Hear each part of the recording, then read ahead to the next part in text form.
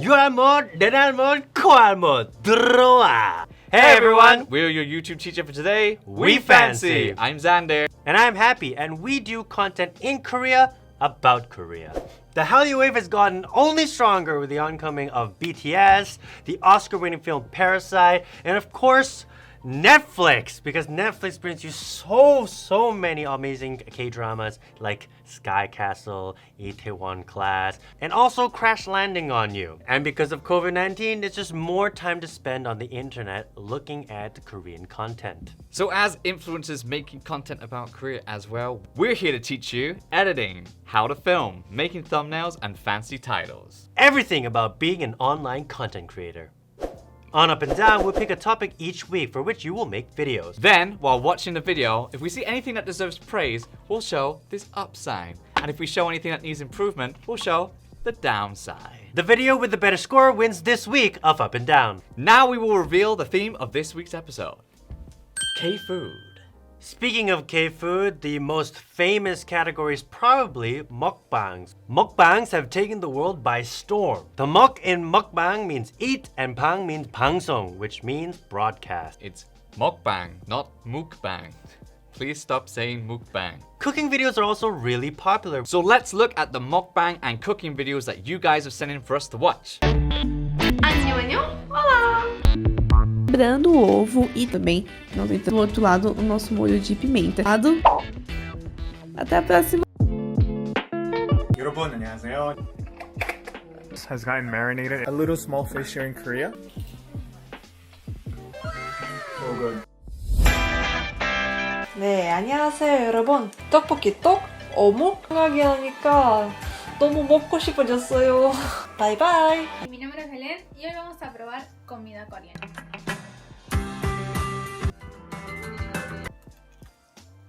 짠.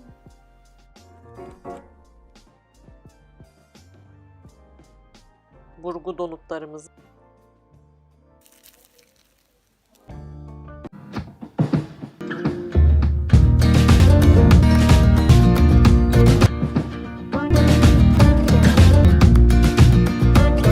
Hola, ¿cómo están? Espero estén súper de J-Hop que hizo.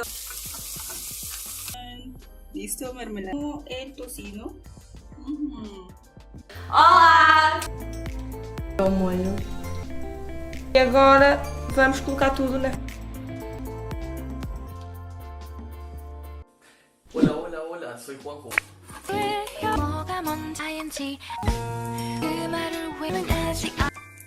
Atún, es delicioso. ¿Cómo están, amigas? Un poquito felices. Una vez que hicimos acá, ese plato fue bastante... Estaban haciendo una actividad muy pronto. ¡Chao! We've each chosen our favorite videos to go head to head on Up and Down. We will now watch these videos and decide whose choice was better. Coming up first is my choice. Hola, soy Hola. Is that how everybody greets I'm people gonna- in Spanish? pancakes que son One down. Yeah? I'm gonna go up. tradicionalmente hechos más que todo en las épocas de Traditionally Año Nuevo y prepared también del on Korean New Día de Year. Gracias. Por Sound ejemplo, en up. el Chuseok y en el Seollal. Así que bueno, Solal vamos a prepararlo. is solnal. Oh, wait. that's cute. Oh, you see that transition? Oh, The transition? look at the little That's thingies. awesome. The little thingies. Oh, more wait, little okay. thingies. It's cute. It's cute. I kind of recognize that font. Wait. Maybe we've seen that font before. Yeah, the little thingies. But we've already voted it up. So I'm we gonna can't do vote it it again. I'm gonna do something. Yeah. I agree with that. Yeah. I know exactly what you're gonna say. I have a point. I have a point in here. Okay, It's being really, Oh, really. well, really one-handed. One-handed. skills. This is down maybe like potentially if we can find out the answer afterwards. Oh, I like this different angle. That's good. Oh, another change of angle. I like that. Bueno, quiero que vean esta delicia de chancho. And then Subtitles come on after. But it's so quiet compared to the music. Oh, that's nice. I mean, That's he nice. knows how to use the 20 seconds. Here's my feedback for you, Juanjo. I think you've got some very good basic stuff in there. Like you've got that ending for the YouTube 20-second stuff. You're using different angles, but there's a lot of things that you can improve. I think you noticed we were down in, but you've got a lot of cool things that a lot of people wouldn't have in one of their first videos. So well done, but there's some things you should definitely improve upon. It could be way quicker. You could really condense that down into a matter of maybe even 20 seconds or less. Because you were using that top-down angle the whole time, there's no real variety there, and you're really showing us how you're cutting it rather than what you're doing, if you know what I mean. Like, if there was a voiceover saying like, I'm cutting this finely because blah, blah, blah, it would make sense why you're keeping the shot on for so long on this one instructional piece. But it's just like, cut the vegetables, okay? That could have been really nicely done with like some slow-mo, just cutting it together like some camera movement. I know you're by yourself, but there are ways of doing it. Right. Just making it a bit more interesting for this part, because I think this goes on for Bit too long. quite a long time. And what a lot of people do is say, instead of saying chop this into little pieces, chop that into little pieces, go chop all your vegetables into little pieces. And then as you say that line, it's one right after the other transitions into the other. So you're not taking all that time chopping up vegetables, unless there's a very specific reason you need to show us this much of the vegetables being chopped. And with the music in the background, is this copyright music? Because it shows up on Shazam. It shows up as a song, and usually a lot of songs don't show up. So I don't know if this is a copyrighted song, but that's one to address. Like, you need to stay away from copyright people. Looking at this angle, what Xander and I would have done is take that top-down shot, do a couple slices, then stop, change the angle, press record, continue with a couple slices, and then move to the next vegetable. Change it up a bit, like lower the camera down so you can see more of the thing, and maybe I don't know what you're filming on, maybe it's a phone. You might get some kind of depth of field there, you might get something out of focus. It'll just look a little bit more interesting, you know? We really like those little animations you've got on there. They're very cute. That's extra effort. Yeah. That's extra effort I like that how a lot you- of YouTubers don't do. I like how you tried to line it up with the little zucchini cut thing there down there. So that's cool. It I shows think- some effort. Yeah, I think that was one of the favorite things too. I can't speak for Xander, but that was one of my favorite things that really made your video stand out from everybody else. And I think that's one thing that'll make it part of your brand if you decide to keep doing this. However, it is very cute though. Don't be discouraged. We said a lot of things that you can improve on because we want you to improve. We want you to be able to get people to keep watching the video and to grow as a K-influencer. Of course, you know, we picked this video because there were good things about this video. That's why we picked it. Yeah. But there's no point for us to just be like, this is great, right? We want to tell you how to make the video as best as it can be so that you can continue to be a YouTuber. Yeah. Good base. Lots of things to improve on, but that's the point, right? You've just started, so, you know, don't be discouraged. Keep going. Now we're gonna watch the video I picked. It's a feast. That's why it's mine. That's why it's my video. Traditional Korean food. 여러분 안녕하세요. 제 이름은 Hello 하비입니다. everyone, my name is 자, Hallyu. 오늘은 우리 한국어 맛집에 왔어요. Korean- you have a Korean 우리 mom? 엄마가 날 위해서 I think it's a 맛있는 homestay, right? 유명한 1, 한국 요리를 2, 준비할 and 거예요. 3. Lots of points I can pick out right there. Really? Wow. I like that. Up top on the left. Yeah, that's a plus. I like that, that's a cute. plus. I think the acting could have been better. Yeah, it's more of a double one there. There's an up and a down. Here we cut a Korean pear and some onions and throw I don't them know in if a I should- vegetable blender. I with think this some is a double for me. I down think with you should have the said it. subtitles going away too fast again. Okay, this is Yep. Oh, I like that. Bling. My Korean mom just added here 멸치 Oh, 맞아요. I like that. She I'm added gonna up and 멸치, down which is a again. little bit Oh. like Why use a little duck small sound for a fish here in fish? Korea. And You know, now- fish It should have been does bubble that. sounds, right? Yeah. Or just a of pop course, on or something. It has a very peculiar Dragging a smell. bit this It shot, has a like it very, would very be strong little smell. So we'll show faster you with how the to make it. explanations here.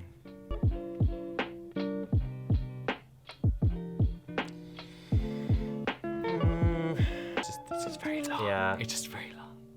Some other pancha over Pan- here. You know what pancha is? Side dishes.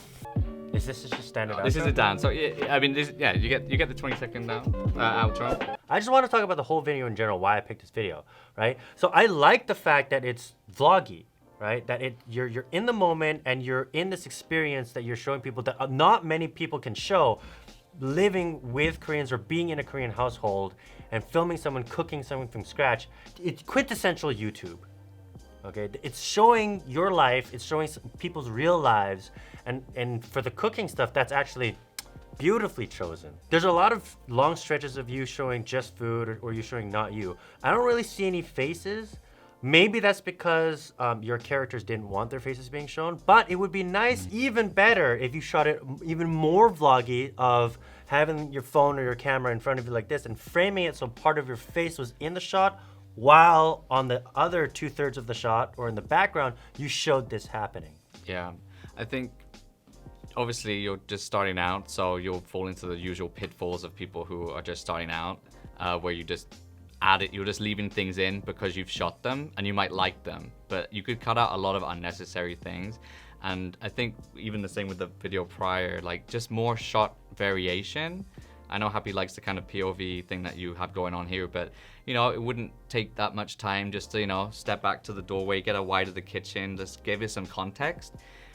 The framing and stuff is just like, we can only see so much, and sometimes when it stays there for too long, it gets boring, and I want to click off. Like, I want to go watch something else. And I think you speak very well behind the camera, since you're doing this all live. That's really good that you are able to explain things like that without messing up. But in a way, I would kind of prefer just if you cut up the nice shots and gave me a voiceover and just made it a little bit quicker. Because then you can get rid of your ums and likes and your pauses where you didn't know what you were saying. Things I really like, I like the music, the chill hop style. I really like that. It works well with the overlays and the overall style of the video. I think you should just keep doing this. Find as many situations as you can to interact with real Korean people and to show non-Koreans what it's like. And like, not caricatures, not K-pop where it's just these perfectly packaged people. Real people, real ways of speaking, real interactions. Well, you both did really well, but after tallying up all the scores, the winner is... Juanjo and your zucchinis! Now that we've picked the winner, let's answer some questions that have been sent in to us over the past week. Question number 1. What are some good editing programs to use as a beginner? As a beginner is the major part of this question. I can't personally recommend you use any of the freeware programs that you'll find, and I'm sure there's plenty of names that you can probably search up if you Google free video editor. Don't go for that. The thing about learning is you may as well learn with whatever you have available, and if that is Final Cut Pro, which is the best one for PC, learn it. Take the time. It will make your videos better. Don't just go on like, oh, it looks so hard. Everything's hard to start. You'll get better at it over time. So I would recommend if you're on a PC, you use Premiere Pro, and if you're on a Mac, you use Final Cut Pro. Now, if you're a special person and you only use tablets and smartphones, if you're on iOS, there is a program called Luma Fusion, which is pretty much the best editing program you can find on that platform.